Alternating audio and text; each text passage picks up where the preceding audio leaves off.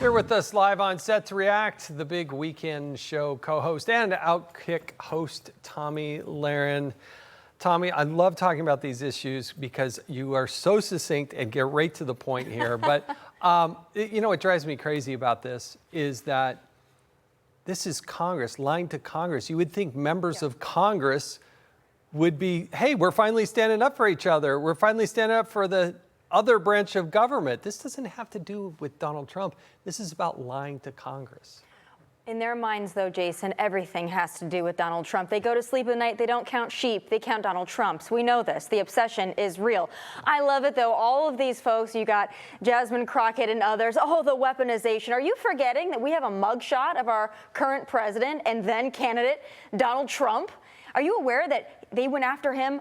I mean, 10 years plus they went after that man. And unlike James Comey, they went after him with stuff that they just cobbled together. They threw something at the wall, they made something up to go after President Trump because they were scared of him, they were scared of his popularity, they were scared of his governance and what he would do for the American people. And then you've got James Comey come in with actual allegations, serious allegations, concrete facts. To your point, Dagan, a grand jury decided there was something there, and now it's the weaponization. I mean, please, spare me with the pearl clutching. New York, Georgia, Arizona, Wisconsin, they tried to remove Donald Trump from the primary ballot. Right. There, according to an Associated Press analysis, Trump, his campaign, and other fundraising organizations were forced to pay at least $76.7 million in legal fees to defend then former president and the Republican Party presidential candidate from what was legal warfare.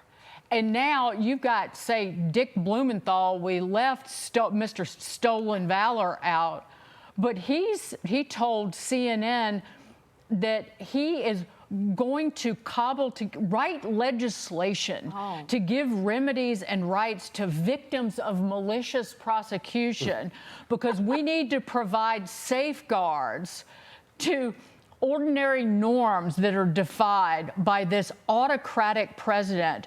We are on our way to tyranny. When all of this was being done against our now president, they never said poop.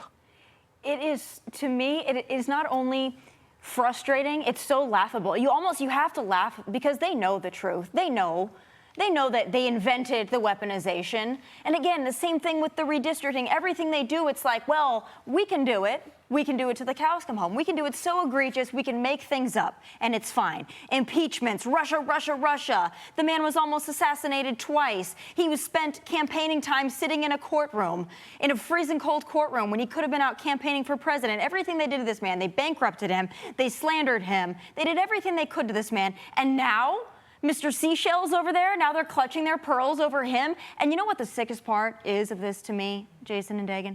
I think he loves it. I think he's like, well, after the seashell thing, now I get to go back on TV. I think he loves it. I think he's soaking it up. There was a mini-series, wasn't it, done based on his book, starring Jeff Daniels? I missed that one. Well, that's how much it touched the cultural zeitgeist. This gives the Democrats cover. Yeah. To not talk about the actual violence on the street. Do you want to take this?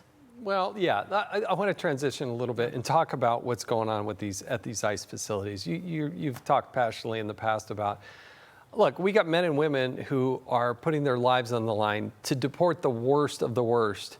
I hear people say, oh, they're going after immigrants. No, they're not. They're going after illegal immigrants who committed the worst of crimes. And yet now we've got this, you know, what happened in Chicago today, these anti-ICE agitators. I think they're paid. I don't think that there's spontaneous citizens.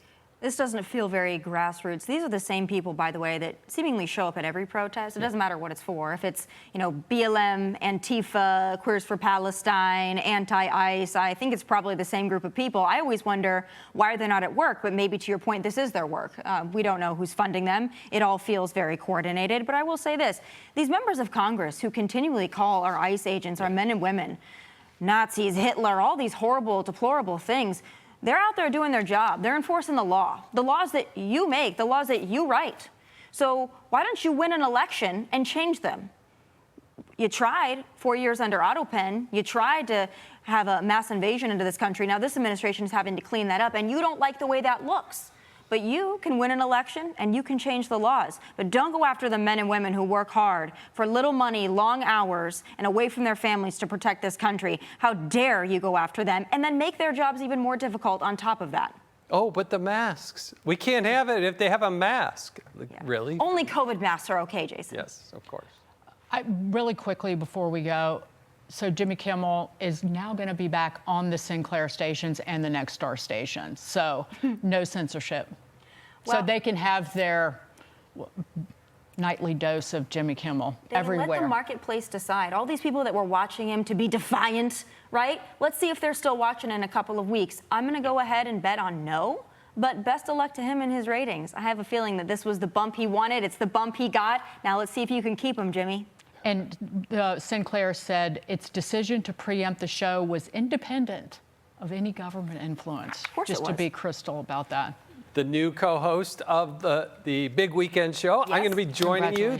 It starts at 5 o'clock Eastern Yes. as opposed to 6 o'clock. Got 6 Friday, hours Saturday together and this Sunday. weekend, Jason. That's right. 6 hours of content. I can't wait. Ooh. 3 hours. 3 hours a day. Saturday and Sunday, baby, 5 to 8 p.m. Eastern on Fox News. I'm just glad it's not 5 a.m., it's 5 p.m. That is a marathon. And congratulations, Thank you Tomi. so much. So deserved. Good to see you Thanks guys. for being here.